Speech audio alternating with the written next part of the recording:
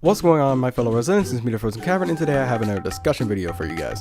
Recently, in an update for the Nintendo Switch, the 4.0.0 update to be exact, the Wii U Gamecube controller adapter was able to be connected to the Nintendo Switch so that you could use Gamecube controllers on that. And from what I have experienced, it works out extremely well. It's relatively just plug and play. It does take a few seconds for it to actually work, but it's relatively plug and play, and it does work on like most of the games. Granted, some games might work better than others considering the controller layout, but that's an entirely different thing.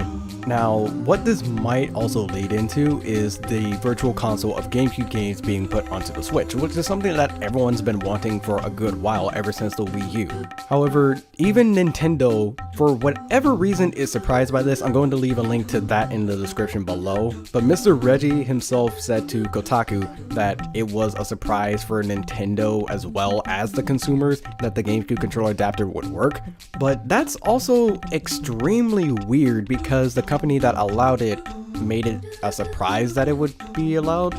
Some people are trying to say that this is a cover-up, that Nintendo is just waiting for the right time to announce the Virtual Console for GameCube games, and by saying that it was a surprise to them, then that would mean that the GameCube Virtual Console wouldn't be happening. But at the same time, why allow this to happen but not be able to make GameCube games on the Virtual Console for the Switch? Because like I said before, that's something that everyone's been wanting since the Wii U.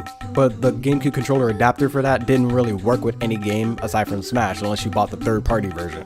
But the fact that it's a GameCube controller or not shouldn't really affect that, because most Virtual Console games like the N64 on like the Wii or the Wii U work out just fine with like the regular controllers that are used for the Wii or Wii U. So regardless, the GameCube controller being able to work on the Switch shouldn't affect that too much, but I guess Nintendo did want to maybe have a little bit more use out of the GameCube controller adapter, since A, it was for the Wii U, which is dead at this point, and B, it only worked for Smash Brothers. So everyone still wanted to keep the Virtual Console thing in their mind, including me. I also want this to happen.